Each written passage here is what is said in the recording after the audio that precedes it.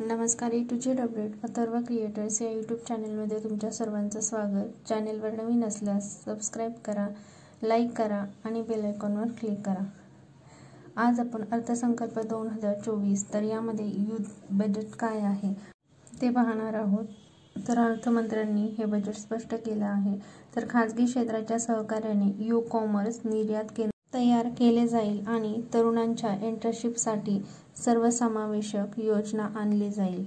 5 वर्षात टॉप 500 कंपन्यांमध्ये 1 कोटी तरुणांना इंटर्नशिप, 100 शहरांमध्ये औद्योगिक पार्क विकसित केले जातील। MSME हमी योजनेअंतर्गत 100 कोटी रुपयांपर्यंतची कर्जे उपलब्ध होतील। PSU बँकांनी अंतर्गत मूल्यांकनानंतर MSMEला कर्ज द्यावे। त्यानंतर मुद्रा कर्ज मर्यादा 10 लाख रुपयांवरून 20 लाख रुपयांपर्यंत वाढवली आहे। MSMEला मदत करण्यासाठी SIDBI शाखा वाढवणार आहे। देशात उच्च शिक्षणासाठी 10 लाख रुपयांपर्यंत कर्ज देण्याची घोषणा। दरवर्षी 25,000 विद्यार्थ्यांना सवलतीच्या दरात 7.5 लाख रुपयांचे कर्ज मिळेल। पहिल्या कामावर थेट EPFO खात्यात 15,000 रुपये दिले जातील।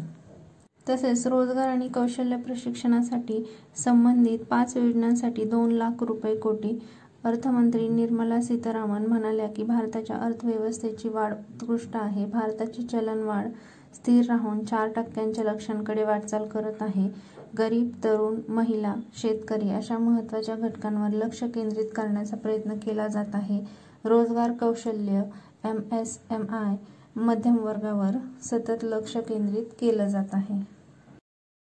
त्या म्हणाल्या की रोजगार आणि कौशल्य प्रशिक्षणाशी संबंधित 5 योजनांसाठी 2 लाख कोटी रुपयांचे बजेट आहे। तसेच तरुणांसाठी 5 नव्या योजनांची घोषणा। अर्थमंत्री यांनी सांगितलं की 2 लाख कोटी रुपयांच्या केंद्रीय खर्चासह 5 वर्षातील 4.1 कोटी तरुणांना रोजगार, कौशल्य आणि इतर संधी उपलब्ध करून देण्यासाठी 5 योजना आणि उपक्रमांचे पंतप्रधान पॅकेज जाहीर करताना मला आनंद होत आहे। यावर्षी आम्ही शिक्षण, रोजगार आणि कौशल्यासाठी 1.48 लाख कोटी रुपयांची तरतूद केली आहे। तर अशा प्रकारचं युथ बजेट त्यांनी सांगितलेलं आहे। धन्यवाद।